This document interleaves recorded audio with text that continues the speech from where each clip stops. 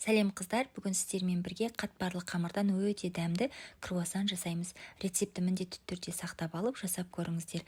Алдымен ыдысымызға жылы сүт, жылы су құямыз, дәміне қарай шекер, аз ғана тұз, құрғақ дрожж, бір жұмыртқа және де 2 ас қасықтай болатындай етіп, сұйық май қосып, жақсылап осы сұйық массамызды араластырамыз. Үстіне міндетті түрде електен өткізілген ұнымызды саламыз. Ұнның үстіне жарты шай қасық қамыр қопсытқыш саламыз. Қопсытқыш бізде круассанымыздың әдемі болып көтерілуіне көмектеседі. Дайын болған қамырымыздың бетін жауып, көтерілгенше қалдырамыз. Ашыған қамырымызды шамамен 10-12 бөлікке бөлеміз. Бөлінген қамырымыздың бетін жауып 10 минутқа тындырып қоямыз. Келесі кезекте осы бөлінген қамырымызды аз ғана ұн сеуіп, орташа қалыңдықта жайып дайындап аламыз.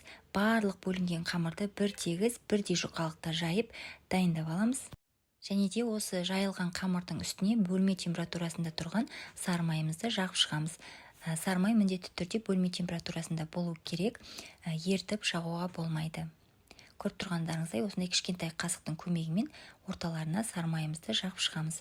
Барлық қамырымызды осы видеода көрсетілгендей бірін-кетін үсті-үстіне қойып, міндетті түрде ортасына сары май жағуды ұмытпаңыздар. Көріп тұрғандарыңыздай қамырымыздың барлығына сары майды жағып болдық. Енді оқтаудың көмегімен үстінен баса отыра осылай жайып аламыз. Келесі кезекте круассанның формасын шығару үшін қамырымызды кесіп аламыз. Міндетті түрде қамырдың екінші жағына аударып алыңыздар. Ортасына өздеріңіз қалауыңызға қарай салмасын салып, яғни вареный сгущенка болсын, қаймақ, творог болсын, өздеріңіз қалаған салмасын салып, орап пісірсеңіздер болады. Мен салмасына ештеңе салмай, өзін пісіретін боламын, өте дәмді болып шығады.